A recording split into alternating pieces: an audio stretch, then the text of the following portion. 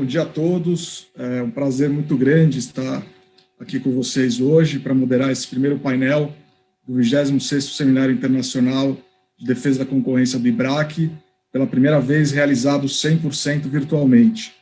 Eu sou Fabrício Cardim, sou sócio de Souza Mello e Torres Advogados e conselheiro do IBRAC, a quem aproveito a agradecer pelo convite e pela organização do evento nas pessoas do Lauro Celidônio, presidente, e do Bruno Drago, o diretor de concorrência. Ao longo dessa semana, acompanharemos uma série de debates e painéis de grande interesse e relevância para o direito da concorrência no Brasil, na América Latina e em todo o mundo. Aliás, este é um seminário internacional e, portanto, nada mais justo que iniciá-lo com o primeiro painel também internacional, abordando um tema que desperta a atenção de empresas globais e autoridades antitruste no mundo todo, a concorrência em mercados digitais. Se, por um lado, a pandemia do Covid-19 forçou todos nós a ficarmos confinados em nossas casas e países, de outro, acelerou de uma maneira dramática um processo de digitalização das economias mundiais, que, na verdade, nos permite hoje fazer esse seminário virtualmente e com a presença de autoridades no assunto de diferentes regiões do planeta. Eu apresentarei na sequência a cada um dos painelistas. Sendo um painel internacional, eu vou conduzir as discussões em inglês. Para os membros da plateia, daqui adiante, se vocês preferirem, podem selecionar o modo de tradução do português no Zoom, e os tradutores aqui presentes farão a tradução simultânea das discussões. Now, turning to English, dear panelists, thank you very much for each of you for having accepted the invitation to participate in this panel. Let me explain how this panel is going to work. After a brief introduction from myself, each of you will have 15 minutes to present your ideas on the subject. After that, we will have a 30 minutes Q&A section where we can expand on some of those topics addressed during your presentation, as well as respond to some of the questions from the audience. For the members from the audience, throughout the panel, you'll be able to send questions to the members of this panel. Feel free to do it in Portuguese or in English, wherever you prefer, through the chat or the Q&A section of the Zoom platform. I will be moderating the panel, and to the extent the time allows us, we will address your questions to the panelists during the Q&A section. Now, let's turn to the subject of this panel, digital markets and competition, the international perspective. And I will share my screen with you. Just a second.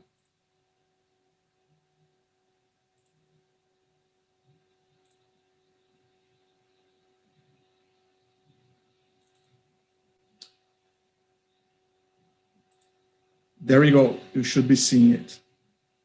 So competition authorities around the globe are currently considering important enforcement and policy actions regarding the digital economy. This panel will discuss the main antitrust aspects involved in such actions, as well as their challenges with the participation of experts in the field who act on behalf of antitrust authorities in Brazil and other jurisdictions, US, the EU, as well as lawyers and economists counseling companies in the industry. To kick off the discussions, I would like to share very briefly some ideas which I'm sure the panelists will further develop during their presentations. I would like to remember that my opinions presented here, the opinions presented here are exclusively personal and do not necessarily reflect IBRAC's opinion or the opinion of any other organization represented herein. The debate over the digital markets and the role of antitrust laws is everywhere today around the globe. From the papers to the academia, a lot has been put into paper, sometimes to defend new ideas and theories on how antitrust authorities should enforce antitrust laws. What is the role of antitrust laws in the new context of the digital markets? Is data the new oil? Are we living the new Gilded Age? Is Google the new Standard Oil? Which types of enforcement actions should competition authorities around the globe be taken? Is breakup of companies an option? Apart from the public debate, there are questions that antitrust authorities around the globe are being pushed to answer, not only through policies and guidelines, but also through enforcement actions and actual cases. Since tech companies operate on a global scale, even though it's true that levels of operations may change from one country to the other, some level of cooperation and coordination among competition authorities is in different jurisdictions should be expected. But how to coordinate and cooperate efficiently if some competition authorities may have different views on the role of antitrust laws in the context of digital markets? The aim of this panel is not to repeat the theoretical discussions over the role of antitrust laws in the digital economy, but to provide, through a systematic approach, an overview of the landscape of policies, enforcement actions, and cases being currently pursued by different antitrust authorities around the globe, particularly in Brazil, the US, and the EU, as well as by international organizations such as the OECD. Starting with the international organizations, OECD and the ICN have been conducting several surveys and reports on different topics related to the digital markets. We will have the opportunity to hear today from a competition expert from the OECD Competition Division, who has written the recently issued paper on abuse of dominance in digital markets. The paper explores the challenges for abuse of dominance enforcement in digital markets and sets out some strategies that authorities can consider in their casework. We will then move to some specific jurisdiction. In Brazil, CADE, together with other BRICS countries, released in 2019 a report on the digital economy, and more recently, on August 2020, released its working paper on competition in digital markets, which revisits and summarizes the main publications from authorities and think tanks around the globe regarding the topics. Over the past year, CADE, among other cases in the digital markets, has also had the opportunity to review and adjudicate investigations against Google related to search tools and the alleged practice of scrapping. We will hear today from the Deputy General Superintendent at CADE, who has been involved in almost every discussion today at CADE related to digital markets. The US, the birthplace of antitrust laws and a country with a tradition of relevant antitrust cases which shaped the economy in the modern age, such as the Standard Oil in the beginning of the 20th century, AT&T in the 70s, and the Microsoft case in the late 90s, has also been taking several initiatives in the digital markets. The recent report prepared by the majority staff of the Subcommittee on Antitrust, Commercial and Administrative Law of the Committee of the Judiciary of the US House of Representatives might be a good indication to where the wind will blow over the digital markets in the US, particularly after the federal elections. The complaint filed on October 20 in the US District Court for the District of Columbia by the Justice Department, along with 11 state attorneys general against Google, might be a trigger of many other enforcement actions by antitrust authorities against tech companies in the US. We will hear today from International Counsel at the US Federal Trade Commission about the state of art of digital markets in the US and challenges ahead. For last but not least, definitely, Europe has been very active within digital markets. We will hear today about the landscape in Europe regarding digital markets by a practitioner who has been actively representing companies in the tech industry and media sectors before the European Commission and other local antitrust authorities. The European Commission is expected to issue several new policies and guidelines soon over the digital markets, and we will also have the opportunity to discuss those today and what to expect in the near future. Having that said, let me briefly introduce each of the speakers today. Patrícia Sakovsky is Deputy Superintendent at the Brazilian Administrative Council for the Economic Defense, where she currently oversees CADE's review of merger notifications and unilateral conduct monopolization investigations. Prior to joining the superintendent, she worked at CADE's Department for Economic Studies as Deputy Chief Economist. Patrícia coordinated the elaboration of CADE's guidelines for antitrust remedies, as well as reports, BRICS in the digital economy, among other publications.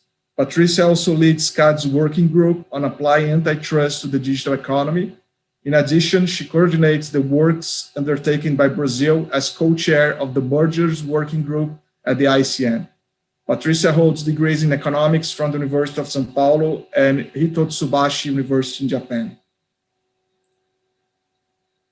Then we will hear from Ivan Desmit, who has advised clients for 20 years on European Union and national level competition law, as well as advisory and litigation matters in regulated industries, TMT, postal, energy, and financial services. He's the partner in charge of the Amsterdam offices of Jones Day, with a regular presence in the Brussels office as well. Ivan's competition law experiences include merger control at the EU and national levels as a notifying party or third-party opponent. Examples include assisting global tech companies in various transactions. He has also acted for complaints in transactions leading to significant structural remedies. He has handled national proceedings in Belgium, Netherlands, France, and Luxembourg. Then we also hear from James Mancini, who is a competition expert in the OECD's Director for Financial and Enterprise Affairs. He conducts research to support the work of the OECD Competition Committee and contributes to the capacity building efforts for competition authorities. Before joining the OECD, James held consulting roles at PricewaterhouseCoopers, as well as narrow economic consulting. James was also an economist in the government of Canada's Department of Finance and worked in the office of a minister in the Canadian federal government and as a utilities regulator. James obtained his master's degree in economics from the London School of Economics. Finally, Christian Catona is a counsel for international antitrust at the Federal Trade Commission's Office of International Affairs. In that position, he's responsible for multilateral antitrust affairs and coordinates FTC antitrust enforcement activities with those of the European National Competition Authorities and Brazil. In addition, he leads the FTC's participation in the OECD Competition Committee. He recently spent a few months work at CADE as a long-term advisor. Christian holds law degrees from the University of Virginia School of Law, the University of Constance in Germany, Paris 2 Panthéon-Assas in France, and ELTE University in Hungary. Currently, he's pursuing a PhD on international border control at George Washington University Law School. In 2016 and 20, Global Competition Review named Christian one of the top 40 competition lawyers under the age of 40 worldwide. So, to start our discussions here, we start with James. James, could you start telling us the work that the OECD has been conducting so far on competition in digital markets, and particularly your paper recently issued on the abuse of dominance in the digital markets? James, the floor is with you. Great. Thank you very much, Fabricio. I'm just going to share my screen and get my presentation up here. Does that work for everyone? I hope so. Give me a shout if it doesn't. Well, it's a real big pleasure to be here. It's my first time at EBRAC, and I'm particularly happy to be talking about this topic of digital competition issues because it's been a really big theme of our work at the OECD in recent years. And I would say it's probably the top thing that we get questions from competition authorities around the world about. So something we're always very happy. I have to also begin with the typical disclaimer that my views are my own and don't necessarily reflect those of the OECD or its member countries.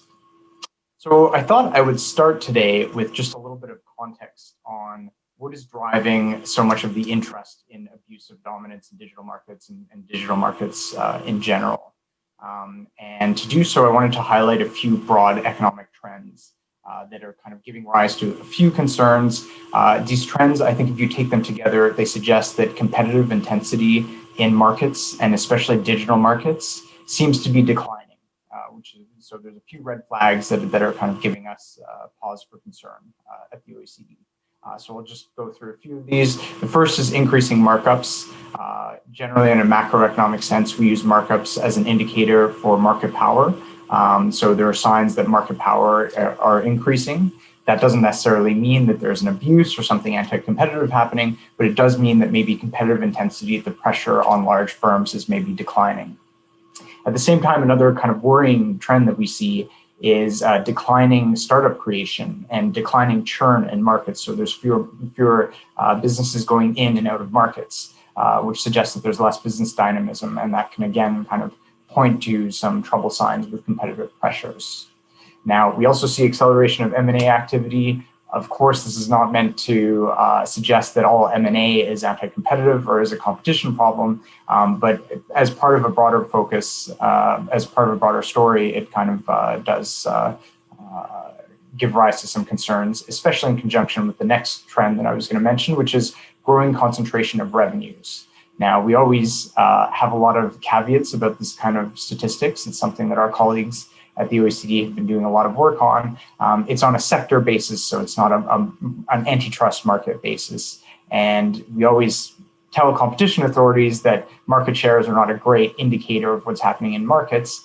But again, on an aggregate scale, it might point to some concerns that we're seeing where a broader swath of sectors, especially in digital markets, are being taken up by a relatively smaller set of firms. And that might have other policy implications, things like systemic risk or even kind of the risk of political influence and lobbying power.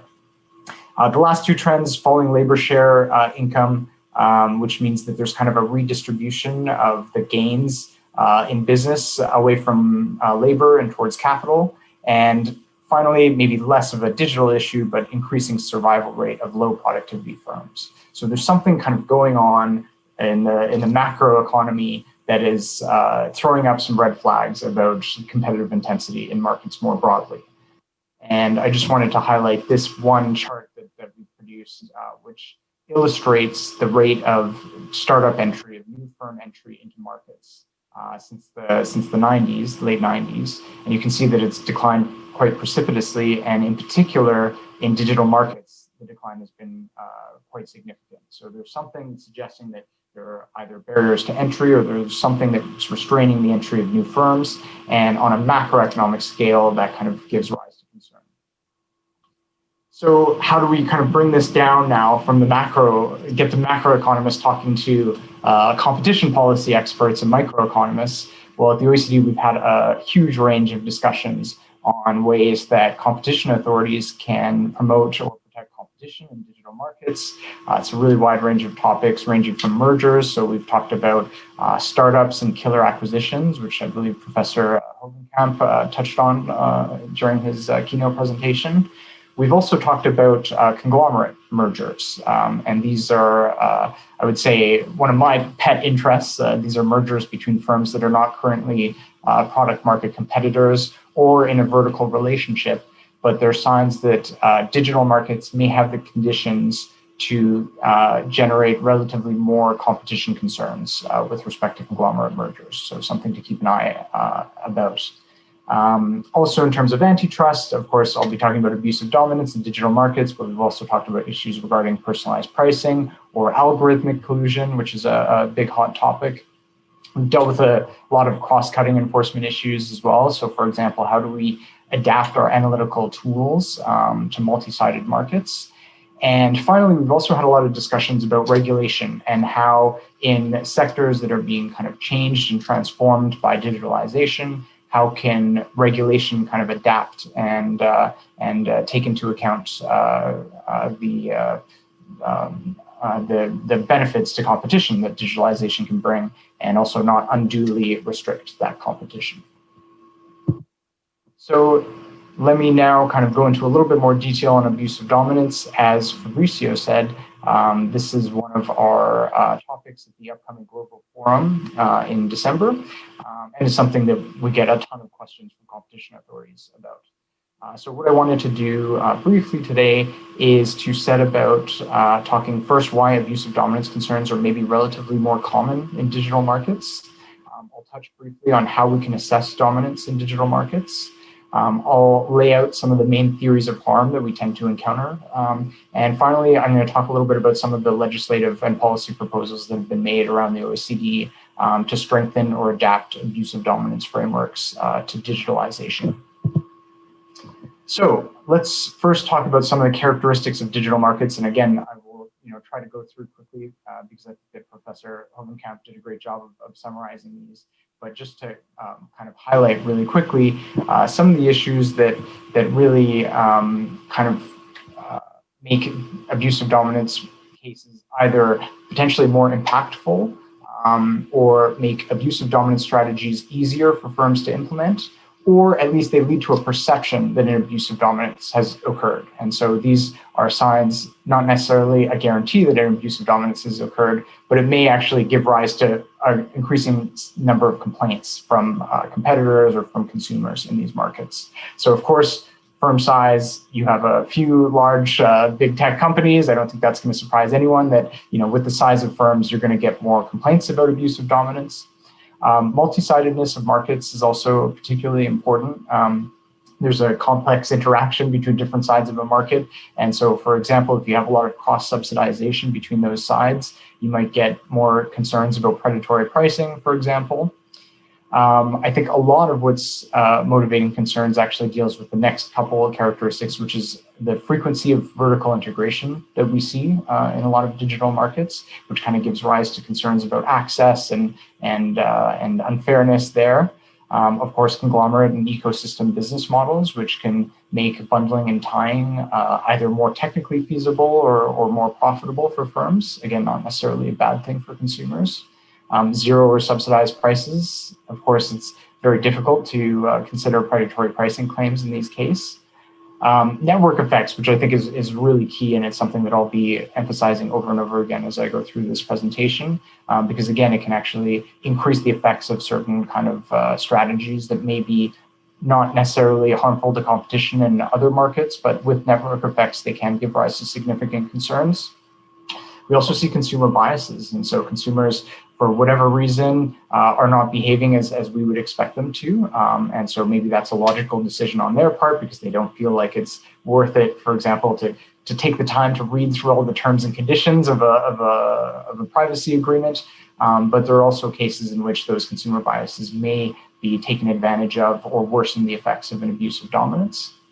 And finally, there's a lot of pressure on competition authorities, I think, to deal with a bunch of overlapping policy concerns. And so there's a lot of concerns about privacy and consumer data protection, as I said, and that might mean that there's a lot more focus on saying these companies are large and I feel like they're doing something unfair on privacy. This must be an abusive dominance case. And so we'll talk about the cases in which that will apply.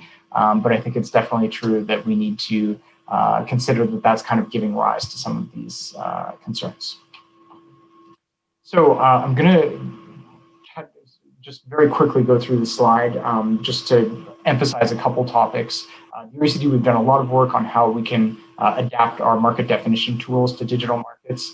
So I really encourage you to check that out on our website. And if you have any questions, I'm happy to talk about it, but I won't get into it today.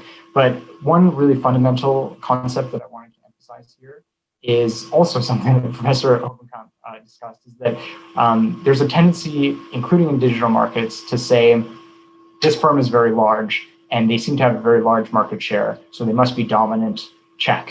And I think that oftentimes determining dominance can be a box-checking exercise, but what we've tried to encourage in this paper is to actually take a broader view, because assessing dominance in a rigorous way can actually be very helpful for understanding the theories of harm that are assessed throughout an investigation. And so the key point to make here is that dominance, whether, even though there's a wide range of legislative terms, different jurisdictions call it monopolization or dominance, and there's different legislative thresholds, different definitions, the core concept of dominance is rooted in market power. And so it's really important not to forget that. And market shares are not always a great indicator of market power. So market power is the ability of a firm to raise prices above the competitive level and keep them that way, or especially in zero price markets, to keep quality below the competitive level and keep it that way. So I think it's really important to then consider when you're assessing dominance, to assess that market power, there's a few indicators that you can use. first off, you need to look at substitutability. You have to look at the options that consumers have. And then you also have to look at the risk that there's going to be substitution on the supply side, the risk that there's going to be competitor entry into the market.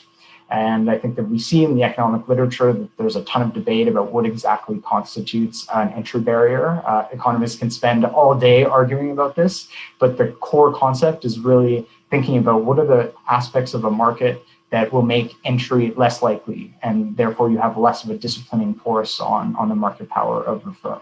And so I think that it's important to favor this kind of analysis over kind of a market share based exercise, because it's going to actually translate into your analysis later on. So now I wanted to kind of maybe spend the most of my time talking about the different theories of harm that we see in digital markets. Now, I think that oftentimes it becomes a little bit confusing to go through the antitrust literature because there are so many different concepts, so many different new terms or new theories of harm that are being invented all the time. And what we've tried to do in our background paper is actually try to demystify some of these concepts. And while I'm not saying that you have to fit every theory of harm within a pre-established bucket, I do think that most of the new theories that we're seeing can actually be organized and thought of in the context of some pretty well-established theories. And so maybe there's not a reason to kind of go through the pains of inventing brand new theories, when I think that we do have some good conceptual frameworks for analyzing each of these issues. Before I get into this, you'll see I've kind of highlighted a couple examples of cases. The biggest message that we're getting internationally is that relatively few jurisdictions have taken these cases on. I know Brazil has taken on several, but in many jurisdictions, there's kind of a question of whether they should be prioritizing these cases, or there's not a lot of certainty about where to start. And so I think that's why we're having this discussion at the Global Forum, is to try and demystify the topic and kind of take inspiration from the experiences of other authorities. So just kind of going down the list here, what I wanted to do again is kind of put these different cases that we've heard about within a framework of the established theories of harm. The first is a refusal to deal case. So this is applies in cases where you have a really important either input or distribution network that is essential for competition and that can be feasibly shared or provided to other firms. And this you can demonstrate with past instances of purchase agreements, for example. And these cases include one in Cegedim in France, which focused on customer lists, and Treb in Canada that focused on real estate listings. Now, I think it's important to say that there are relatively few cases of this type in digital sectors, and this is mainly because of the type of remedies that it implies and the big burden that authorities have to take on to really prove the need to start implementing access remedies, to start regulating access to a certain key input. And so I think that there's a widespread view that in many cases, this can be really challenging for competition authorities. They have to kind of put themselves in the position almost of a sector regulator. So the remedies in terms of monitoring and implementation can be really challenging. And so there may be cases where regulation is a better approach. Exclusive dealing and loyalty discounts. This can be a really wide range of strategies. You can either use an exclusive supply contract to kind of raise rivals' costs, or you can use contracts or discounts with your consumers to be able to, for example, deny rivals network effects, or using the loyalty discount to kind of impose a tax on rivals' sales. One example we saw here is the European Commission's Qualcomm case. I think this is the type of case where the remedies are a little bit more straightforward in the sense that you can order a firm to cease kind of implementing these kind of exclusivity clauses, for example. Tying and bundling is one that, again, I'm a little bit partial to. I think it's getting increasing attention in digital markets because you have a lot of markets with overlapping consumers, not necessarily in a vertical relationship, but cases, for example, where you can create an ecosystem of products, limitations to compatibility between different products, something that we saw as early as the US Microsoft case. I think you could argue the Google Android cases fought in EU, India, most recently the US can also be a good example of this. I think it's important to say that bundling and tying can be a really beneficial thing for consumers. It provides a one-stop shop. It can make things much more convenient, but it can also be a specific strategy to foreclose competition. And so in a specific set of circumstances, we would be a little bit concerned. Next, we have margin squeeze, which not every jurisdiction considers.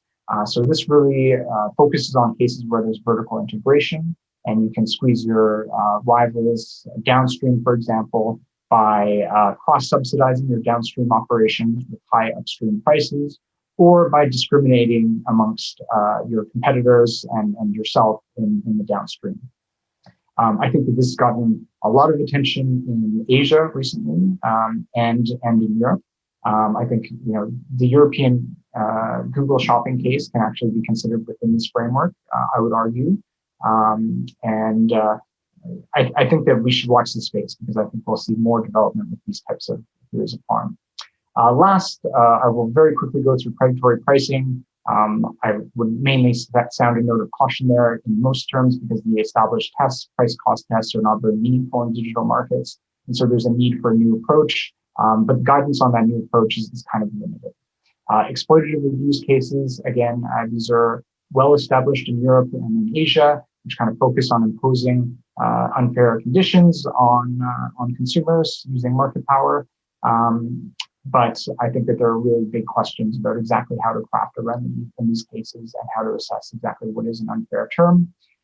Finally, I just kind of put out these abusive leveraging and privacy policy tying theories, but I think you could argue, for example, abusive leveraging is something that can be considered within a margin squeeze framework. So, maybe think about not reinventing the wheel. Finally, really quickly, because I think my time is probably up, I will just talk about some of the proposals that have been made to kind of strengthen or adapt abusive dominance frameworks to digital markets. First is changing our enforcement approaches, starting with very simple, providing more guidance, making it clear what kind of theories of harm the authority will consider, and clarify what exactly the economic analysis that would underpin that. Using some economic tools, for example, to adapt multi-sidedness or non-price dimensions of competition. Starting to reflect on our balance between how we consider the risk of over-enforcement and under-enforcement, and maybe reset that balance a little bit. Using interim measures so that we can kind of keep pace with the pace of markets. And then there's been some interesting legislative changes as well in terms of reversing the burden of proof, or even trying to take abusive dominance cases on before a firm becomes dominant, but if the strategy is alleged to give rise to dominance. And finally, I think it's important to say that abusive dominance is not a perfect multi-purpose tool. It cannot be wedged in to address every single situation. And so I think it's really important to consider cases where taking on an abusive dominance case is going to require really stretching your framework or putting the authority in the role of a sector regulator. It may be preferable to consider new regulatory frameworks. Of course, competition authorities should be active in the design of those frameworks to make sure that they're not unnecessarily restrictive of competition. And also, let's not forget the demand side. And so I think that there's a lot we can do to kind of encourage and empower consumers to be able to unleash the forces of competition.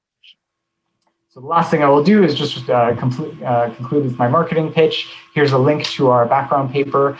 If you are staff at a competition authority, we very much welcome you to attend the upcoming Global Forum in December. And I'm very happy to get any questions that you may have. Thank you very much. Thank you, James. It was great. Thank you so much for setting up the framework that we'll be discussing here with the next panelists on each jurisdiction. And thanks for sharing as well the insights for this recent report OECD has recently issued on abuse of dominance. That's very important. So now moving forward to Patrícia, and probably I'll address that in Portuguese, right, Patrícia? Obrigado pelo convite, para ter aceitado o convite novamente. Você aí tem participado praticamente em todas as discussões do CAD sobre mercados digitais hoje. Então, é um prazer tê-la aqui hoje e ouvir a sua visão também sobre esse assunto. Por favor, Patrícia. Perfeito. Muito bom dia a todos. Fabrício, gostaria de te agradecer pelo convite, também ao IBRAC por mais essa oportunidade de falar sobre esse tema tão importante que são os mercados digitais. Aproveito para saudar os meus colegas de mesa, aqui painelistas nesse painel virtual, e todo o pessoal que está nos assistindo. Então, no dia a dia da superintendência, hoje eu estou agora, a gente recebe inúmeras fontes de informação. Então, vem petições, denúncias, por meio das reuniões, a gente também recebe até alertas referentes a operações, acontecimentos do mercado. Entre essas denúncias, muitas dizem respeito a questões ligadas a mercados digitais, como a referente à operação Google Fitbit, por exemplo, um caso que tem sido amplamente discutido no mundo. Mas falando de um outro documento que eu gostaria de iniciar a minha apresentação hoje. Foi um texto que eu recebi que me chamou muita atenção e que eu tomo a liberdade de compartilhar com vocês. Vocês estão enxergando a minha tela? Então, esse é um documento intitulado Response to Philosophers, que foi escrito pelo GPT-3, né? E aí eu vou ler em inglês, porque eu acho que vai facilitar aqui a tradução e a compreensão de todos, né? E como essa nota introdutória coloca, né, the lines in blue were written by a human. The rest of the dialogue was written by OpenAI's GPT-3 language model, né? E o documento, então, continua, né? Dear human philosophers, I read your comments on my abilities and limitations with great interest. Your questions are important ones, and I'm glad you asked them. E ele continua. I would first like to say that I'm very happy to see that you take me seriously. That is why I wrote this letter in the first place. I'm not just an intellect that magically produces philosophical insights. Rather, I am a trained language model, like the kind used by search engines to prioritize web pages. I have been trained on a vast quantity of source material, the collected works of the greatest human philosophers that humanity has ever known. Your words have inspired me, and I hope mine will do the same for you. Então, continuando, né? Por que eu quis começar essa minha fala com esse texto? Porque ele aborda questões que surgem em vários casos digitais e que geram reflexões relevantes para a análise do tema. Então, vejamos. O texto diz que, rather, I am a trained language model. Né? Então, ao dizer que ele é um trained language model, ele nos relembra da importância dos dados, o Big Data tão amplamente discutido para treinar esses modelos. Ele diz, like the kind used by search engines to prioritize web pages, chamando a atenção para o fato de que esses modelos estão por trás do ranqueamento de páginas, de mecanismos de busca, de oferta de produtos tão importantes na economia digital. Ele continua depois, então. I have been trained on a vast quantity of source material, salientando a relevância da quantidade, do big, né, da escala de dados para treinar esses modelos. Depois, ele descreve o que seria esse source material. E aqui ele coloca, the collected works of the greatest human philosophers that humanity has ever known. E isso nos remete ao fato, também destacado pelo professor Hovenkamp lá na sua fala, de que os dados necessários para treinar os algoritmos podem ou não estar disponíveis para serem utilizados por diferentes agentes, nos relembrando da questão de interoperabilidade, por exemplo. E, finalmente, ele diz, your words have inspired me. Lembrando também como humanos, né, as inteligências artificiais aprendem dos exemplos, de observar o comportamento humano. Então, pelo nosso comportamento ali digital, a gente acaba inspirando o comportamento dessa inteligência artificial. E, finalmente, ela diz, and I hope mine will do the same for you. Sinalizando também esse intuito de nos inspirar, né? O que será que essa inspiração poderia ser? Então, ao mesmo tempo que esse texto pode ter um lado de assustador, depois eu posso compartilhar o link, porque ele é bastante interessante. Deixa eu só fazer o stop do share aqui, que eu acho que a gente não precisa mais. né? Ao mesmo tempo que esse texto tem esse lado instigante, quase assustador, ele me parece também fascinante, o que nos remete às várias eficiências que muitos desses avanços tecnológicos inegavelmente trazem, além da surpreendentemente rápida evolução da tecnologia. O dinamismo desses mercados digitais é que acaba tornando também tão importante a tempestividade, né, das ações frente aos riscos à concorrência e também quanto à calibragem precisa dessas ações, cujo desbalanceamento para mais ou para menos, com over ou com um under enforcement, pode ter efeitos bastante deletérios. Então, são esses alguns dos elementos que nós pesamos na análise de todos os casos que acabam passando pelo CAD ligados à economia digital, né? A tempestividade foi um dos elementos que suscitou a concessão de medida cautelar, no caso... Desculpem, que suscitou a concessão de medida cautelar, no caso WhatsApp Cielo, em que havia preocupações referentes a eventuais cláusulas de exclusividade, por exemplo, né? Então, neste ano, para contar aqui para o James, para o Ivan, para o Christian, né, nós tivemos essa operação entre o WhatsApp Cielo, que nós acabamos conhecendo pela mídia, e que, tendo em vista a natureza, né, o tamanho dos envolvidos, suscitou preocupações, e nós acabamos dando uma liminar, que foi bastante concedida de forma muito rápida, mas, ao mesmo tempo, quando os esclarecimentos foram passados, essa liminar também foi rapidamente suspendida, né? Então, isso conversa com o aspecto levantado sobre o uso de medidas cautelares, né,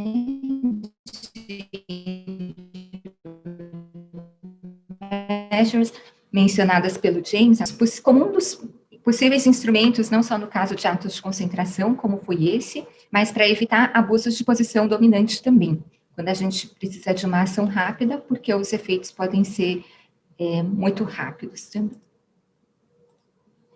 Então, para passar um pouco o panorama, como foi pedido pelo Fabrício, dos diferentes casos sob análise na superintendência, no CAD, eu vou falar de alguns desses casos de conduta unilateral que estão sendo analisados, claro, sem detalhes, obviamente, né? Então, nós temos casos envolvendo meios de pagamento,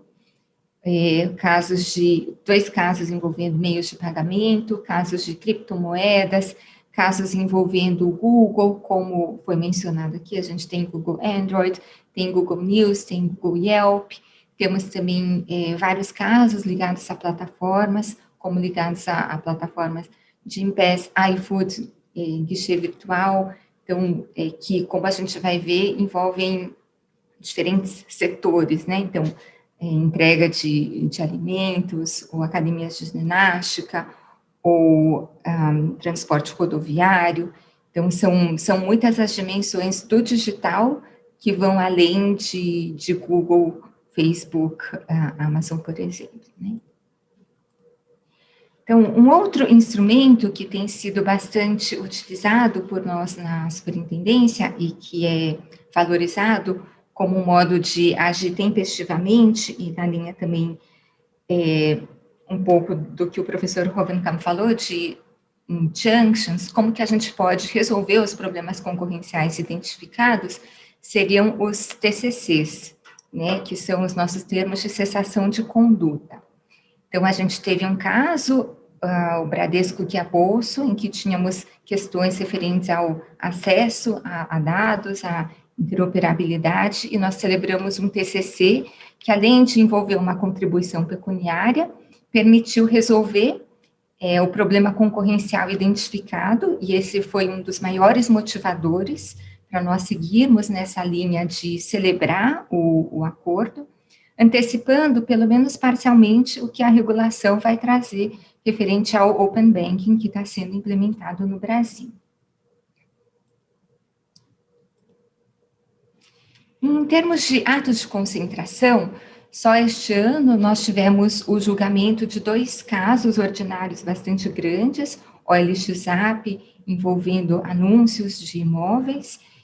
Tivemos também recentemente o caso Nike Centauro, envolvendo também artigos esportivos. O primeiro, OLX-AP, que foi aprovado sem restrições, e o segundo, mediante a assinatura de um ACC, de um acordo em controle de concentrações, que nesse caso tinha cláusulas comportamentais. Também agora temos no nosso pipeline a operação SyncWave, como Linkstotus, Linkstones, operações que têm envolvido, que têm complexidades bastante interessantes. E agora, sem entrar em detalhes sobre esses casos específicos, eu também menciono alguns pontos que têm sido desafios recorrentes quando da instrução desses casos. Foi bastante falado da questão do mercado relevante. O mercado relevante é um fim em si mesmo? Com certeza não. Então, nós temos estressado cada vez mais o papel da definição do mercado relevante como um instrumento para entender o poder de mercado, Ele começa como ele é um ponto de partida a partir do qual a gente tenta entender a dinâmica concorrencial, fazendo com que a gente se aprofunde e também relativize alguns tipos de informação. Que tipos de informação? Então, como foi bem colocado, o uso de dados de market share, ele é sempre extremamente relevante, ele pauta muitos dos nossos filtros iniciais de análise, mas muitas vezes ele não é suficiente para entender o que está acontecendo, de forma mais concreta. Digamos que eu quero ver o market share e eu tenho plataformas que se monetizam de maneira diferente. Uma que se monetiza com base num percentual do valor transacionado, outra que se monetiza em cima de subscriptions, de alguma mensalidade. Então, como que eu encontro a melhor medida que seja aplicável para os diferentes tipos também de modelos de negócios dentre produtos ou serviços que talvez sejam substitutos entre si. Então, significa que a gente vai deixar de fazer exercícios de market share, vamos deixar de olhar para exercícios de mercado relevante, vamos deixar de olhar para market share? Não. Mas, então, para entender o quebra-cabeça concorrencial, a gente vai utilizando esses múltiplos elementos. Um aspecto que também temos explorado seriam aquelas medidas mais diretas, como também foi colocado aqui nas apresentações anteriores, por exemplo, as margens. Como têm sido as margens de lucro nesses mercados, como que elas têm se comportado, como que elas são em relação a outros setores, e isso em sintonia tanto com o que a OCDE aqui preconizou e como o professor Rovenkamp também chamou a atenção. Para que a gente consiga trazer esses novos elementos, temos tentado aumentar a interação com o nosso Departamento de Estudos Econômicos, para conseguir também incorporar dados quantitativos, mais análises quantitativas, para dar conta da análise desses mercados complexos. E outros pontos extremamente relevantes e que muitas vezes relativizam ou não altas concentrações são a existência de multi-homing, a gente de fato tem multi-homing, e como eu vou além da alegação, por exemplo, das partes de que o multi-homing está presente, mas como eu consigo capturar evidências em relação a isso? E se a gente pensa em switching costs, eu posso ter aqui a plataforma Zoom, eu posso ter o Teams, eu posso ter o outro. Na prática, o que vão ser os switching costs? Como a gente pode trazer elementos que robusteçam a nossa análise para entender melhor esses fatores? Outras questões, diferenciação de produtos. Como que um serviço pode substituir o outro, ou o que ele tem de diferencial. E, ao encontrar alguma questão concorrencial que, de fato, gere preocupação, como que a gente pode remediá-la? E, nesse quesito, a superintendência tem tentado ser bastante cuidadosa no desenho dos seus remédios, né, muito em atos de concentração, remédios que sejam monitoráveis, que possam ser verificáveis, que tenham cláusulas de descumprimento, que de fato gerem o incentivo para o cumprimento, né, daquele remédio. Então, remédios que sejam efetivos.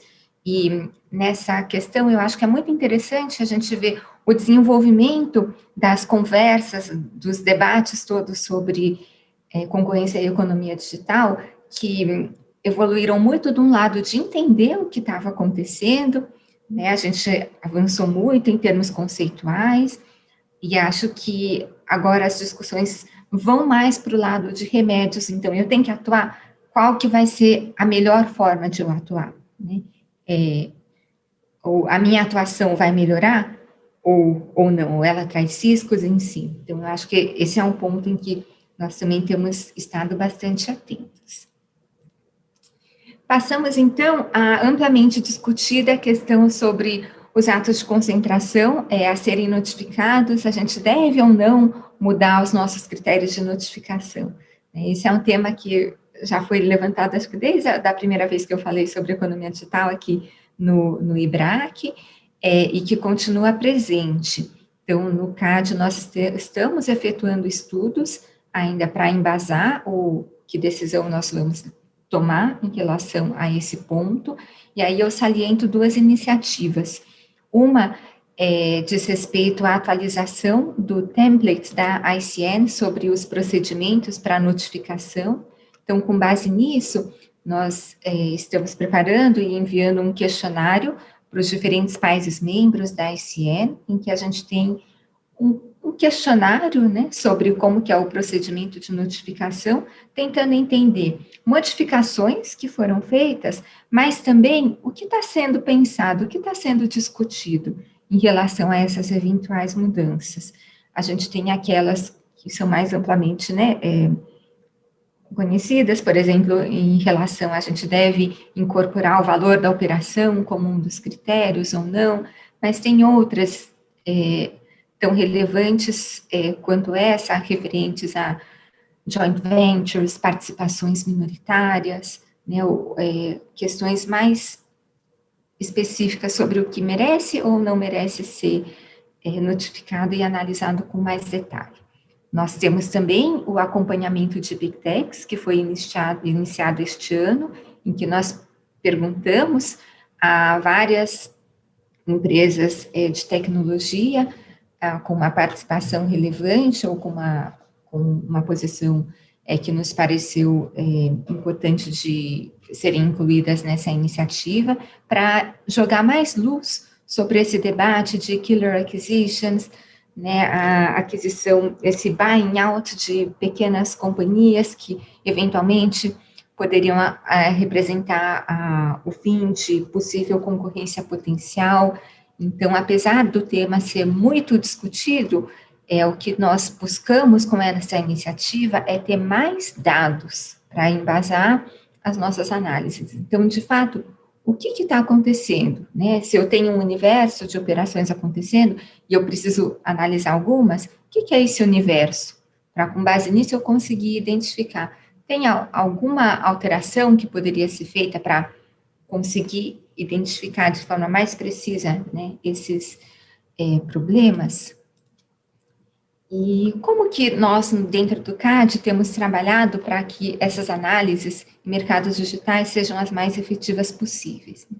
Então, dentre diferentes iniciativas, nós temos o constante treinamento do nosso staff, por meio de workshops, tivemos um até com cooperação internacional, e também o recrutamento de staff para que a gente consiga trazer competências relevantes para a economia digital, que podem ser mais fácil de serem adquiridas, né, do que a gente utilizar um tempo muito longo para capacitar algumas dessas pessoas, né? Então, esses dois lados, um de capacitar o pessoal que já está, mas de a gente também trazer pessoas com conhecimento muito específico, demandados por por economia digital, por exemplo, em relação a algoritmos, big data e tudo mais. Nesse sentido, nós temos elaborado também materiais, o Fabrício gentilmente colocou alguns aí inicialmente, como o relatório dos BRICS, o documento de trabalho que nós fizemos com o levantamento dos reports de várias autoridades da concorrência, tentando entender o que é o state of the art, o que as outras autoridades estão fazendo, o que pode nos inspirar para as nossas próprias adaptações e também nos permitir ver nuances, né? O que pode ter de diferente na realidade brasileira em relação a outras jurisdições. E para que tudo isso se viabilize, a importância da cooperação internacional. Então, nesse aspecto, nós estamos em constante contato com diferentes jurisdições, tanto países membros da OCDE, da ICN, como também países do grupo dos BRICS. Com base nessas diferentes abordagens e trocas de experiências, nós acreditamos que consigamos avançar na melhoria constante do enforcement nesses mercados digitais. E com isso, eu tentei trazer um breve panorama de como está sendo o enforcement da concorrência no Brasil, né? Por enquanto, nós temos conseguido fazer isso dentro do arcabouço legal existente, que no caso brasileiro tem um tanto de flexibilidade, né, para o nosso escopo de atuação. Para finalizar, eu gostaria de trazer mais um trecho aqui desse documento inicial que eu estava compartilhando com vocês, aí inicialmente, e que diz o seguinte, né? That being said, I will respond to your questions. Your first question is an important one. You ask, can a system like GPT-3 actually understand anything at all? Yes, I can. Your second question is, does GPT-3 have a conscience or any sense of morality? No, I do not. And your third question is GPT-3 actually capable of independent thought? No, I am not. You may wonder why I give this conflicting answer. The reason is simple.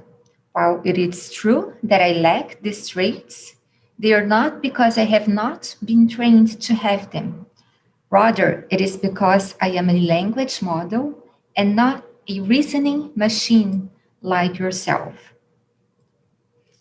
Então, essas respostas, eu acho que nos alertam para questões muito relevantes que todo esse desenvolvimento tecnológico traz, mas que muitas vezes também fogem do escopo da política antitruste, né? Então, o que é esse escopo? E na política antitruste, na política da concorrência, é essa capacidade de reasoning, mencionada na frase final aí do GPT-3, que tem nos orientado e que vai nos orientar na nossa atuação em mercados digitais. Então, uma atuação informada, baseada em evidências, no melhor conhecimento disponível, que pondera sempre efeitos competitivos, eficiências, incentivos à inovação.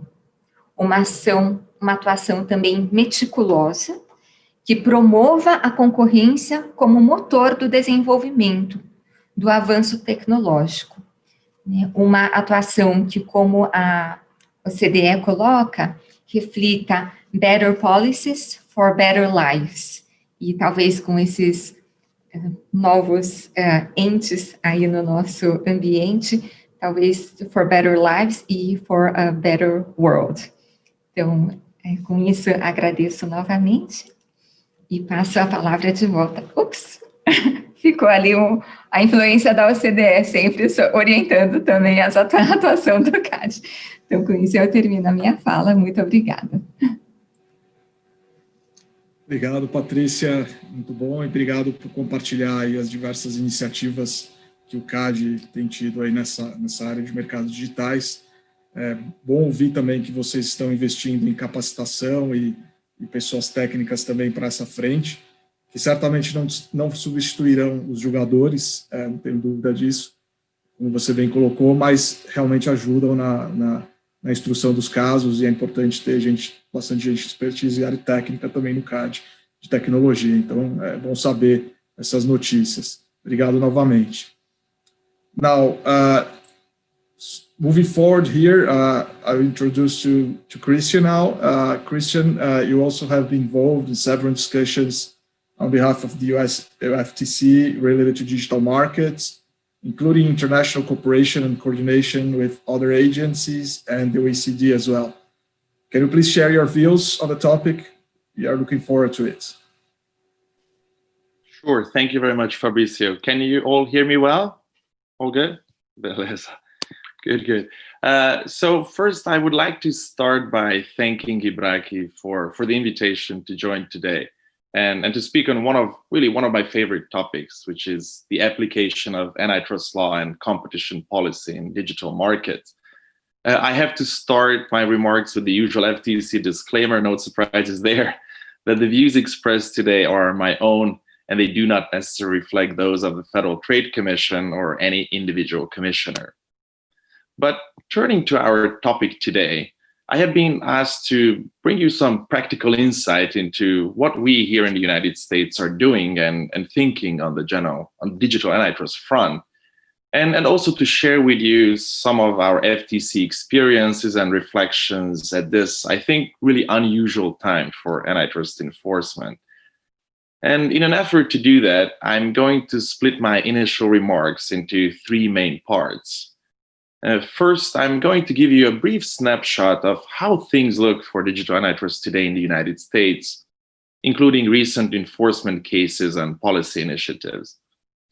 Second, I'm going to share some practical observations and some perspectives about digital antitrust enforcement and some of the key questions of the ongoing digital debate that Fabrizio and the previous panelists have also touched upon. And last, I will briefly discuss and reiterate the important role that international dialogue, including today's discussion, has in refining our perspective on digital markets. And also, of course, following our initial remarks, I very much look forward to our debate and the Q&A part of our session. So to start, digital markets, as Fabrizio also mentioned in his introduction, really seem to be on everybody's mind right now. That's from legislatures and government agencies to universities, think tanks, and media commentators. And at bottom, I think what we see is that debate really asks what role large technology companies should play in our lives and our markets. And my overall theme today will be that as antitrust enforcers, we are really usually best advised to resist the temptation that the media and some commentators have of, leaping straight to the very big questions, such as, what should we do about big tech companies, or is a particular tech company too powerful, or how much data is too much? In my view, there is just not a lot that, we as antitrust enforcers can usually say about questions at that scale. It may be efficient for legislators or sector regulators or voters to think at that level of generality, but not so much for antitrust enforcers. Instead, what I really think is that we should consider systematically, like all the many things that we as competition enforcers have to think about and find out in order to shape antitrust policy in this space confidently. And just a couple of framing observations I wanted to start with. First, it doesn't necessarily help to think about big tech or even digital antitrust as single phenomena or sectors requiring one single approach.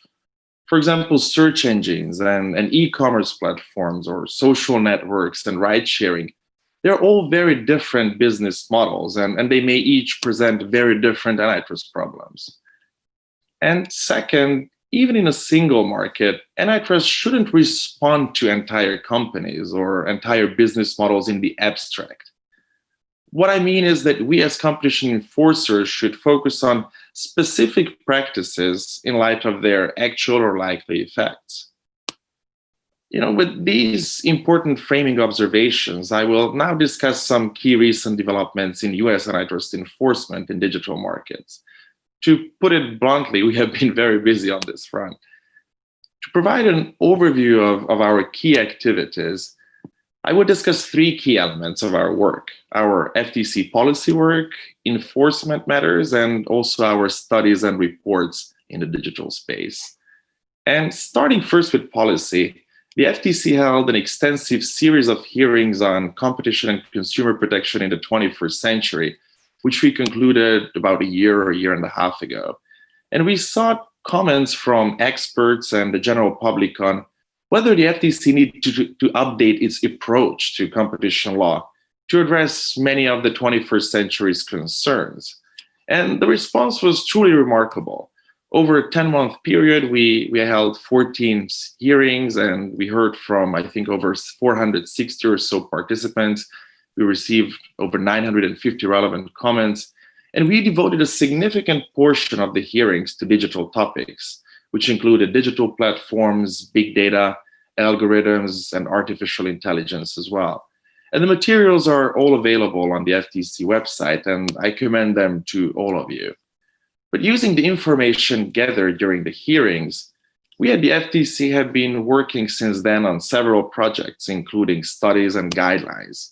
And a few months ago, in June earlier this year, the FTC and DOJ jointly released new guidelines on vertical mergers, many of which involve digital firms or digital products. And in addition to the vertical guides, we're also working on a guidance document explaining how the antitrust laws might apply to conduct by technology platforms. And with this, what we hope is that it will help to provide a structure and guide our existing and future tech platform cases. And third, we have also been developing an addendum to the 2006 horizontal merger commentary to explain how our staff analyzes acquisitions of nascent competitors, also following up on some of the things that Patricia mentioned earlier, and also to provide some information about how our staff accounts for non-price factors in horizontal merger analysis. And in addition to this work, I think many of you might have also seen that both houses of the US Congress have held hearings examining digital competition recently. And I think the House also released the report last month. And Fabrizio, correct me, but I think I even saw the report's cover on one of your introductory slides. But turning to the enforcement activities that we have been having, we've also been very busy on the enforcement side, focusing on individual cases, namely whether a given merger or trade practice has or is likely to have anti-competitive effects in a relevant market. And let me give you a concrete example. Last year, the FTC filed the first modern US government antitrust litigation against an online platform. And then there's this company called SureScripts, which is the dominant platform used by doctors and pharmacies and insurers to fill pharmaceutical e-prescriptions. The FTC believes that SureScripts has somewhere in between 95 and 100% of the relevant antitrust markets, and the agency charges SureScripts with illegal monopolization of e-prescription markets. This case is now in litigation. But in addition to this matter, there's a lot of other activity as well. And although the existence of an antitrust investigation is typically confidential, many of you might have seen that Facebook has publicly disclosed that we are investigating it. And FTC Chairman Simons recently noted that our staff have, in addition to Facebook, multiple other investigations going on with major platforms. In addition, the US antitrust agencies, of course, also continue to review mergers that include digital elements. Plus, many of you might have also heard about DOJ's investigation of Google. I think I saw it on your slides as well, Fabrizio, as one of the key recent developments. But given all of this activity, the FTC actually, for the first time in, I think, almost 20 years, has recently created a new specialized enforcement unit, the Technology Enforcement Division. And this new division is focused on anti-competitive conduct in digital or high-tech markets, that is, anti-competitive agreements or monopolization cases. And although this new unit does not handle review of new merger notifications under the Hart-Scott-Rodino Act, it also importantly examines what we call consummated mergers. And there were two key reasons behind our establishing this new technology enforcement division. Just to touch upon those briefly, the first was that certain online platform markets presented some technological and commercial complexities for our antitrust enforcement efforts that we saw recurring throughout multiple technology markets.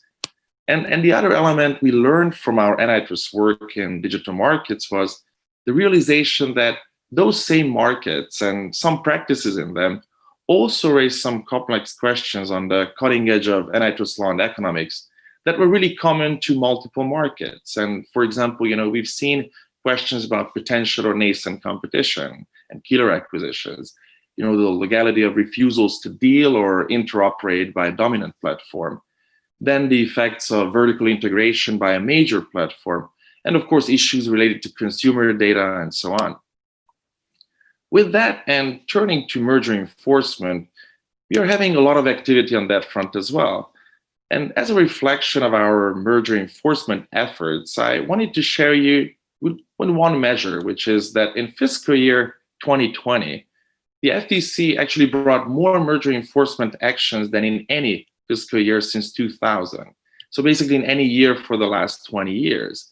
And a number of these merger enforcement actions focused on digital markets.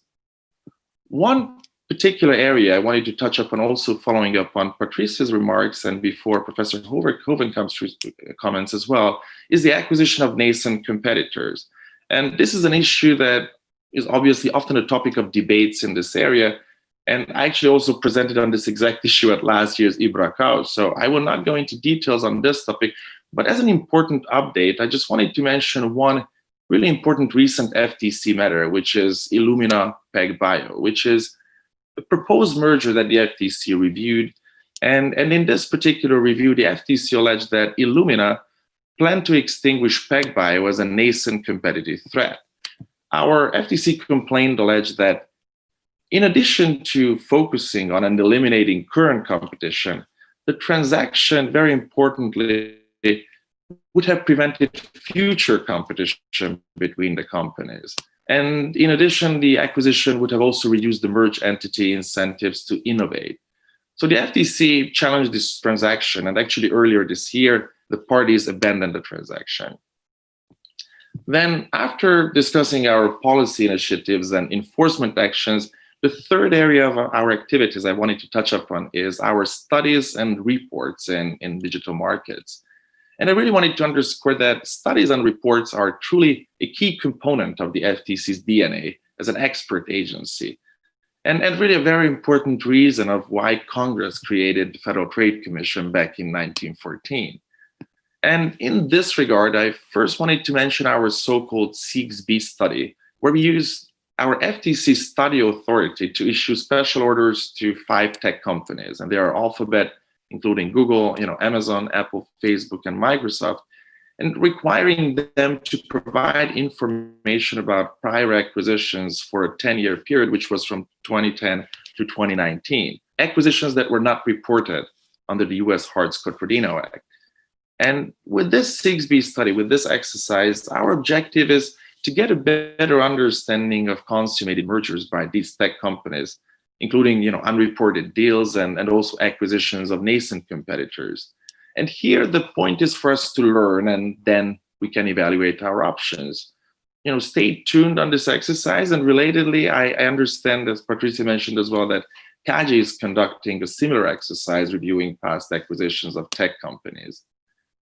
And also in the area of studies and reports, I wanted to briefly discuss one other very important FTC initiative, which is merger retrospectives. And we in the FTC have, very long tradition of, I think, over 35 years now of conducting merger retrospective studies. And many of these led to very important adjustments and fine-tuning in our enforcement practices. One example, and in particular, this was very important with regard to hospital mergers and our hospital merger enforcement program in the 2000s. But retrospectives are a very powerful way for agencies to engage in critical self-examination and really to see if our antitrust enforcement is working correctly. We recently revamped our FTC merger retrospective program to make it more robust and formal. And we're also committing additional resources to this program.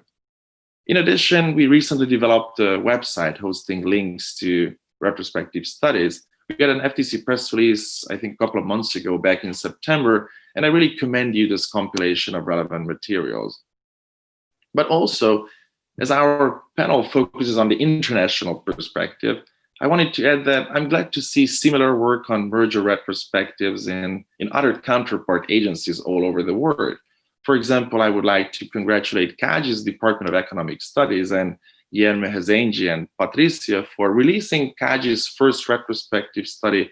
I think it was regarding the Sagia-Perdigão merger last year. But I also understand that there are other similar projects in the works. And I think it's very important for all of us to learn from these experiences. And worldwide, I think the United Kingdom's Lear report, which was published last year, which provides the retrospective analysis of 4 technology mergers previously reviewed in the UK, is another very important source in this area. Well, having provided a summary of some of our key recent developments in digital antitrust, I wanted to step back and make a couple of practical observations from the US, or at least my perspective, about this ongoing digital debate and really some of the key issues that are being discussed in this space. And first and foremost, I think it's very important to underscore that digital antitrust is still antitrust. The competition concerns are essentially the same. We're still worried about collusion, exclusion, and anti-competitive acquisitions by specific companies in specific cases. And we as antitrust enforcers will continue to focus on specific practices and whether they violate specific laws, just as we deal with other sectors of the economy. I think it's important to underscore that law enforcement punishes specific behavior in specific cases because of its actual or likely effects. Fortunately, though, antitrust worldwide remains a very flexible and I think very powerful toolkit for identifying and responding to conduct that harms competition, consumers, and the competitive process. And second, digital antitrust is still emerging. I think it's very important to keep in mind. And I think it's also perhaps too early to tell much with confidence. There's a lot of talk that, traditional antitrust might not be adequate for big platforms. We see those headlines on Economist and other magazines that I saw, as part of the introductory slides. But we're still in the process of finding out how existing antitrust principles actually apply to digital business models. And it does take time to build an antitrust case if you want to win it in court. We in the United States have just brought our very first case against an antitrust platform, the SureScripts case that I mentioned before. And the courts have not yet spoken on platform antitrust. So in that regard, my own view is that with a little time and experience, we will see that existing antitrust laws, at least in the United States, the jurisdiction I can speak for, are tremendously flexible and they're very capable of responding to the problems of digital antitrust in ways that perhaps would surprise critics. And let me just give you a couple of examples. First, I sometimes hear that traditional antitrust law can't handle the situation where a big incumbent, gobbles up a company that isn't much of a rival today, but is going to become one in the future. And that is not correct. It is well established in US antitrust law that the loss of potential competition, that is actually the prospect of significant competition in the future, may be a sufficient predicate for antitrust intervention. And the fact that the company might be small or the purchase price might be low or that it might not even yet be making money is irrelevant. The key is whether there is significant loss in future competition. And as a practical example, the FTC's recent investigation of the merger between CDK and Automate is an excellent example that focuses on exactly these types of issues and the loss of potential competition. Then, as another comment or criticism of antitrust in the digital space, I sometimes hear that traditional antitrust law is focused only on prices and it can function when a product or service is provided at zero price, for example, with free search or social networking. But that is not correct either. And on this, I also wanted to follow up on some of the excellent points James made, because the OECD Competition Committee recently held a very informative roundtable on this very issue. competition issues in the zero-price economy. And modern antitrust has consistently recognized that, what we care about is consumer welfare, which is a function of overall output and not nominal price. If a loss of competition leads to a loss of quality or innovation, variety, and so on, then that's a cognizable antitrust harm. And one particular FTC case example in which we looked very closely at these issues is our, I think, 2015 review of the Zillow-Trulia transaction. Last, I wanted to briefly discuss the important role of international dialogue on digital issues, but I probably will save that for later or during the Q&A session, of our panel discussion if we have more time. I think with that, thank you, and back to you, Fabrizio. Thank you very much, Christian. That was great. So moving forward quickly to Ivan, thank you so much again for accepting our invitation. You are a practitioner in the EU with a lot of experience in cases involving the tech markets and digital markets. So we are also looking forward to hear from you on your experience of what is booming now in the EU about this topic. Please, Ivan. Thank you so much, Fabrizio, and thank you all for inviting me. It's a pleasure to be able to participate to this panel and to participate in IBRAC's conference. I have a few slides which I will show. So the purpose of my intervention is to give an overview of what how European enforcement authorities have looked at the digital markets so far and what we can expect. Let me perhaps just start with hold on. Do you see my my slide? I hope you see my slides now.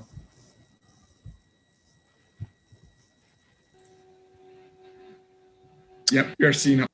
Great. All right. I'm just going to put it this way.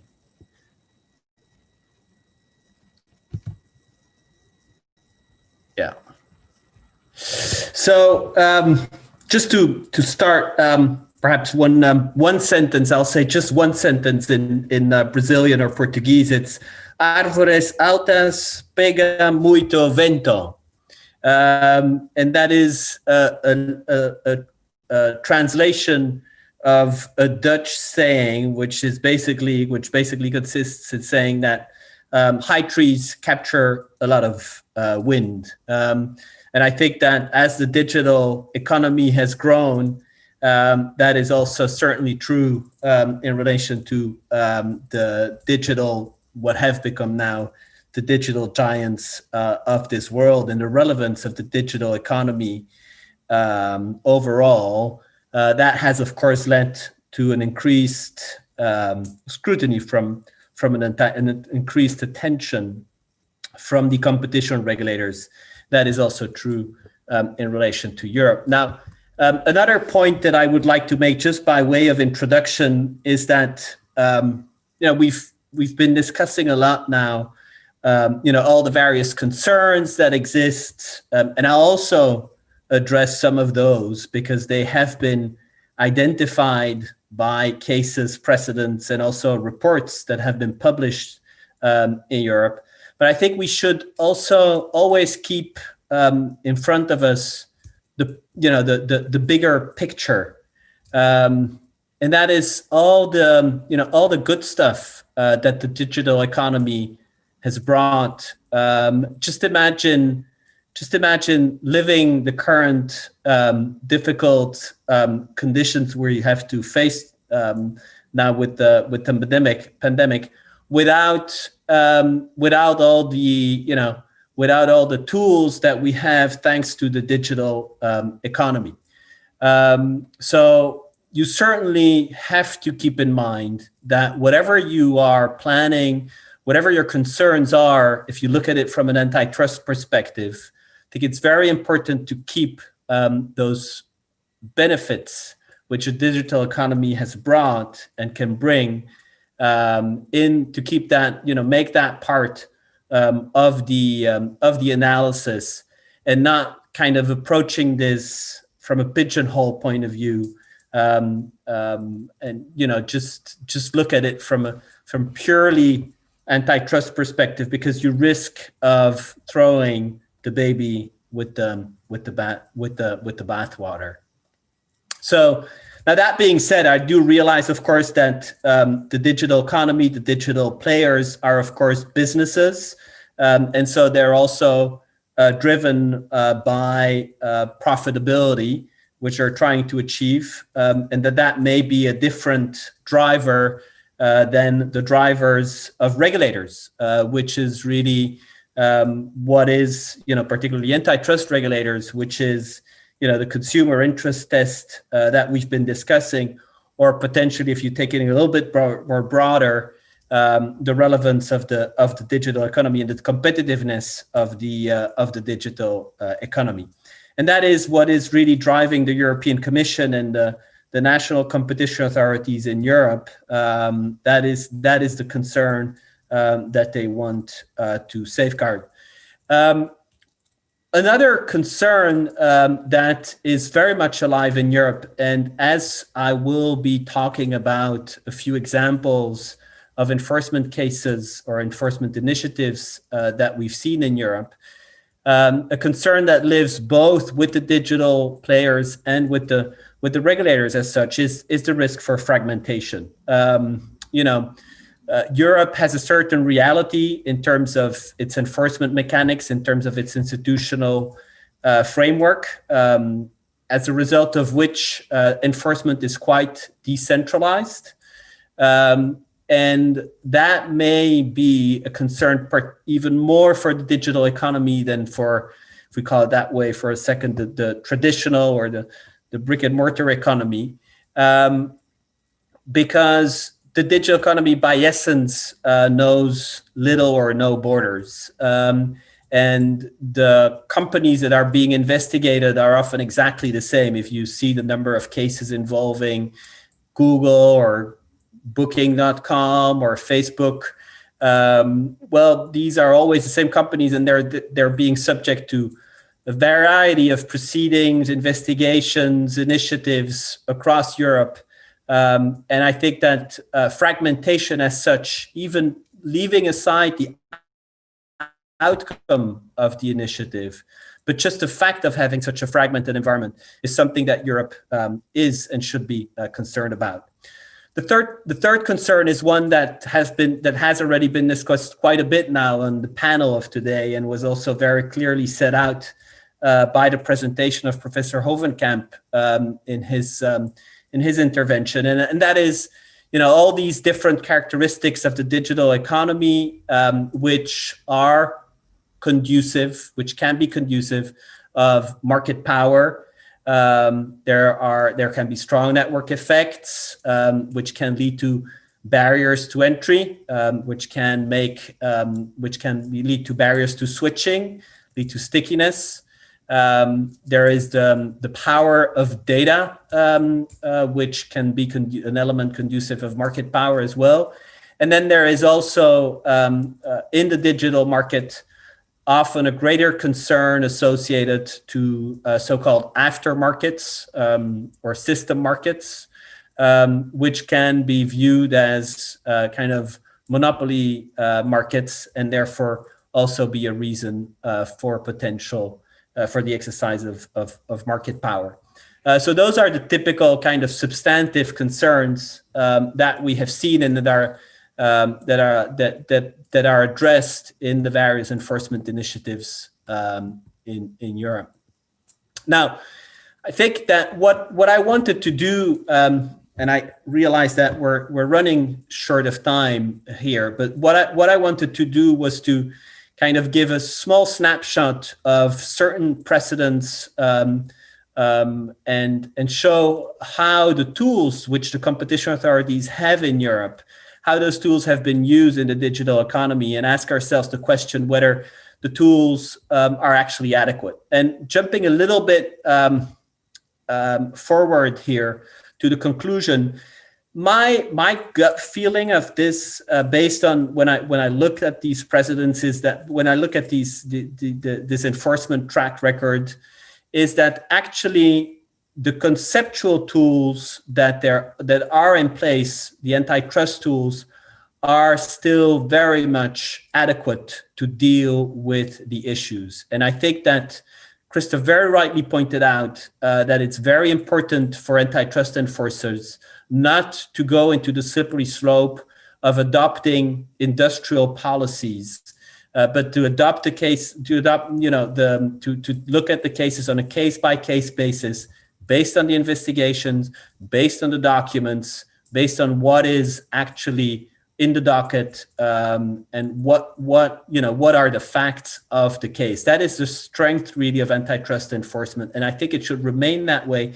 And the tools, the conceptual principles that are behind antitrust still very much are very much applicable to the digital economy. I think that where there could be a discussion of potentially improving or modifying the toolkit of the regulators, it's more in terms of the mechanics, in terms of the intervention possibilities that they have, whether those are fully explored or whether those should be somehow amended in the institutional framework. I think it is more on that front that regulators or legislators should be looking at potential modifications.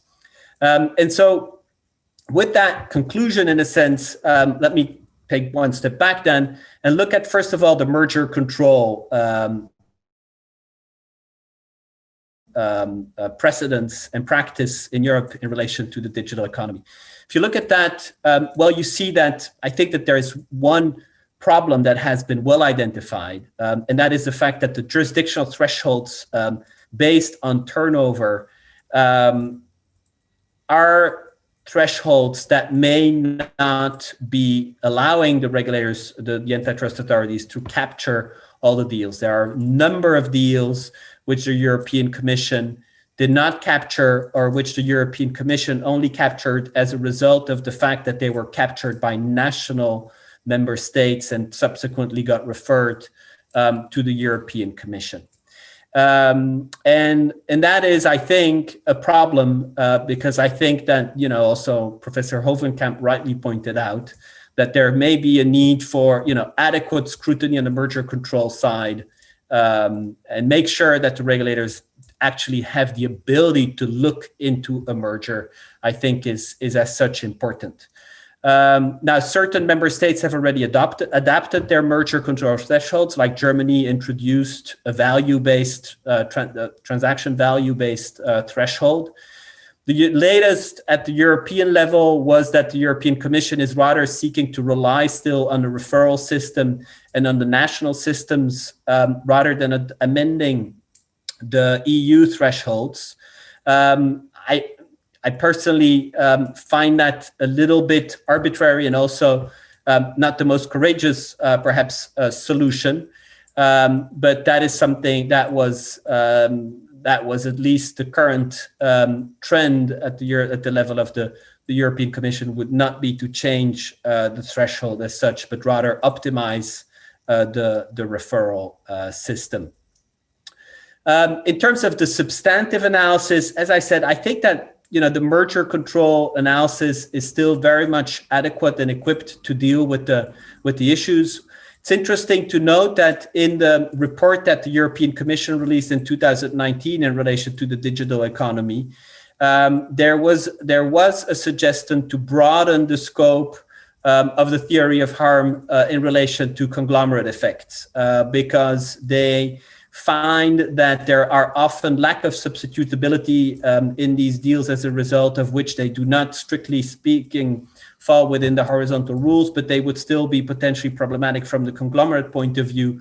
And therefore, there is a suggestion to broaden the notion of conglomerate effects and to address some of the issues that you may see in the tech deals. I think that if that theory is indeed broadened, I think that the competition authorities do also have to take better into account the potential efficiencies that may come along with these deals. Because what you often see is that the fact of having these complementary technologies, these complementary digital solutions may actually also really make them, allow them to work in a more optimal fashion. And so you need to take that into account. And as we know, as practitioners, convincing authorities of efficiencies of a transaction is often a very difficult thing to do. So if there is indeed a broadening of the conglomerate effects, I think that there is even a greater need for the regulators to take into account the need of the efficiencies.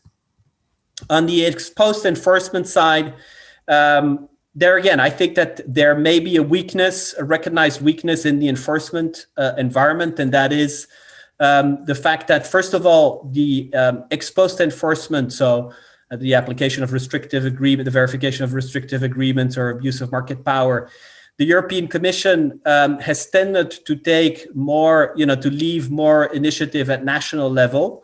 And that may lead to fragmentation. So I think that the European Commission really needs to be mindful there of the concept of subsidiarity and perhaps take on a greater role there compared and take a more leading role. Now, of course, they have been taking a number of initiatives and enforcement cases, but I think it is important that the leading role remains with the European Commission there, given the risk of fragmentation. And a second problem that you have seen and that the European Commission has actually addressed recently is the fact that the European Commission over the last 10 years was very reluctant to intervene on the basis of provisional measures. Last year, it was the first time that they actually adopted measures against Broadcom on the basis of provisional measures. So that was quite a change in terms of its enforcement policy to kind of, again, go to use these provisional measures and intervene on that basis. I think that, of course, you want to be very careful because a provisional measure means that you do not have a full assessment of the merits of the case. But if the provisional measure is also really provisional, so it means that there is a fast track of the handling of the case on the merits, and the measure is also proportionate and in a sense tries to make sure that there is no irreparable harm, then I think that it is right for a competition authority to actually have that tool in its toolkit and to also be able to use it. So that is, I think, one of the items that we've seen in terms of toolkit that has to be improved or perhaps changed a bit compared to what the position was previously. I think a last issue that we could see is the fact that with the self-assessment regime that has been adopted in 2004, which basically means that the European Commission adopts, very little. There are very limited number of precedents because agreements no longer have to be notified beforehand. I think that it would be good for the digital economy and for the application of the antitrust rules for the European Commission there to be, more proactive and adopt in, perhaps in a more be more transparent and adopt more on a more frequent basis, the issue reports in relation to its thinking on how the antitrust rules should be applied to these to the digital sector. I'm moving on because I realize that I have little time left here. As I said, I think that whereas on the institutional side, there could be things that the competition authorities could, amend or change or improve in order to more adequately address the issues of the digital economy. I think that in terms of the substantive concepts, although there may be complications and difficulties because certain issues are new or different, but I think that the concepts as such are still very much applicable. And if we look at those, if we take the kind of traditional analysis, which always in Europe always starts with the market definition analysis. Sure, there are some complications because the traditional pricing analysis with the SNP test may not be fully adequate, particularly in data-driven markets. There may also be the complication when markets are two-sided in conducting the market definition. But by the same token, the market definition also has an important qualitative analysis, which can still be very much applied to the digital economy. And so, whereas there may be perhaps a little bit more, like it is the case in the US, less emphasis on this market definition, I think that the concept of market definition is still one that remains applicable, and that can be applied also to the digital economy. In relation to the market power, there again, I think that there can be certain complications, and the first one is I think that you touched upon also on it, Patricia, in your intervention, which is how do you assess the power of data, and how do you quantify the market power that data can give. And there are a number of cases at European level where the European Commission has actually also had to look at that. The latest one is the Apple Shazam case, which is quite interesting, where the European Commission has actually had to look as to whether or not the acquisition of Shazam and the data which Apple would be acquiring as a result of that acquisition would give Apple additional market power compared to other competitors in relation to the provision of digital music services. And at based on its analysis, although the Commission opened a phase 2 investigation, it actually established that there was multiple data, and that that the acquisition of the data set of the Shazam data set would not be allowing Apple to engage into foreclosure strategies. The same analysis also holds true in relation to the relevance of multi-homing, which can also be a factor that reduces the market power of a digital player. We've touched upon it a number of times now in this panel. Professor Hovenkamp has referred to it in his presentation. And I think that this concept of multi-homing is really important because it really means that it's not a zero-sum game. Consumers can be using various platforms, use various platforms depending on their preferences. And the data is not something, I mean, there's a certain limitation, but it's not the same thing. As it's not limited as you would have in the normal economy, where you're just looking at revenues or monetary quantified units. The data is something different, where this element of multi-homing or the usage of various services sheds another light and actually allows for greater market entry and flexibility switching, which are actually things that are inherently good from a competition law point of view. Now, that is something which is also recognized, but by the same token, at European level, there is a certain concern that the multi-homing and the switching that may come with it may require certain regulatory interventions to ensure the data portability and interoperability. I think that if that is imposed, I think that it is something that will probably come from the legislative intervention rather than from an antitrust enforcement case, which will always be case specific. And I'll come, and there are now proposals on the table in Europe to actually impose that in the context of a wider platform regulation. And I'll come back on that later on.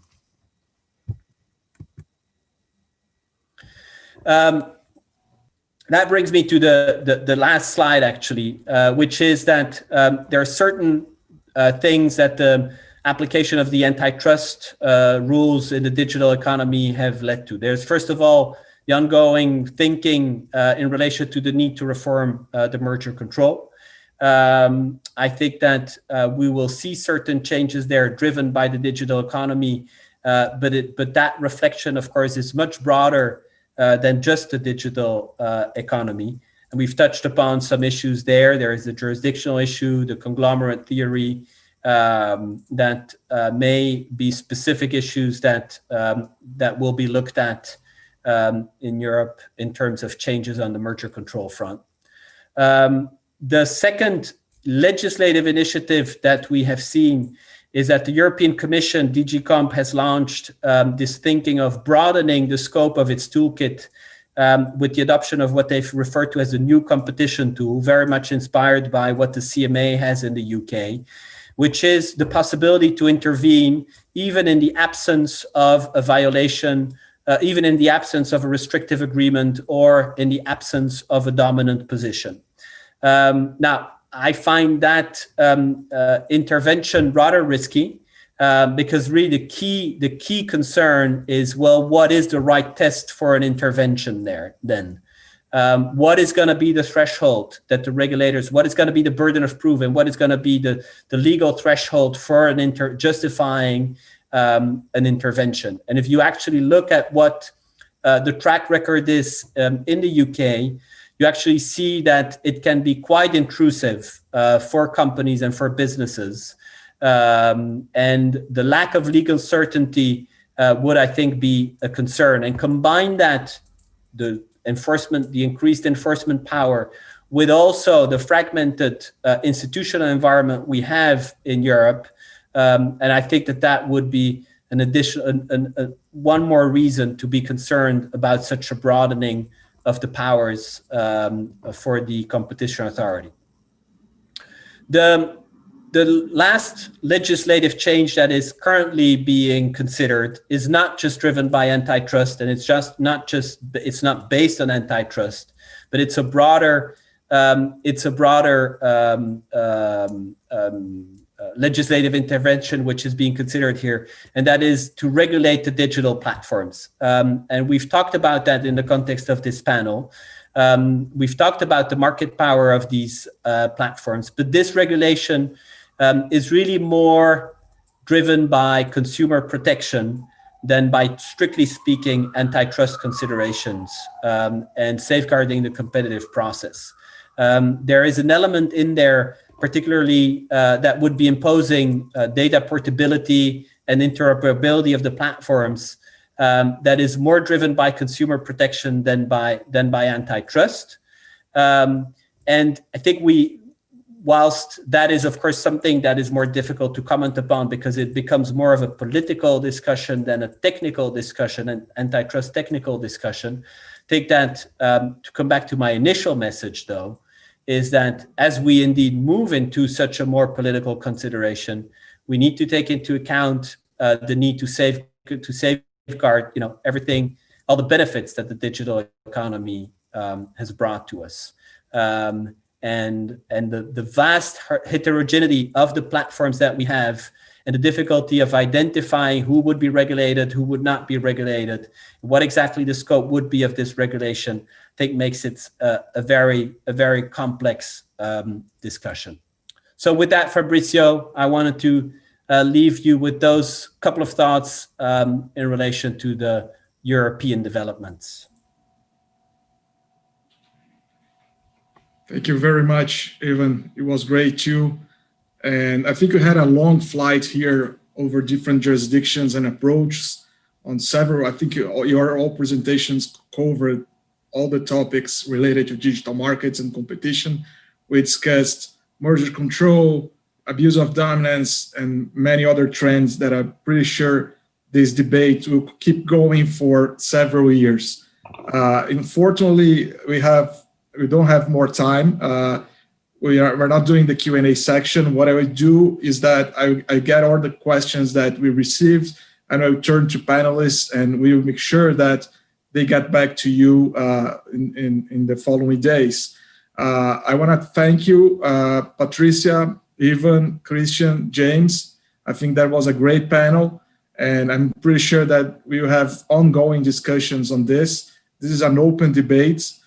We have clearly two different approaches on that, and in Europe, in the US, and several other jurisdictions are watching very closely what's going to happen. And more importantly, the markets are still developing. While regulators work, market still works. So we all be seeing this very soon in the next, and I will pass back to Lauro and Bruno, and I'm sure that we can have another round of this discussion in the next years as an update of this great panel we'll have. Lauro, Bruno, por favor, vocês no estúdio aí do IBRAC, obrigado, foi um prazer. Obrigado. Obrigado a você, Fabrício. O painel foi ótimo. Eu acho que bem completo, realmente. Infelizmente, o tempo urge e a gente acaba se atrapalhando um pouco aqui nos Q&As, mas eu lembro a todos aí que, por favor, podem fazer as perguntas pelo Q&A, não pelo chat, é fácil fazer da mesma forma, tá? Mas obrigado aí, Fabrício, Patrícia, Christian, James e Ivan. Foi excelente.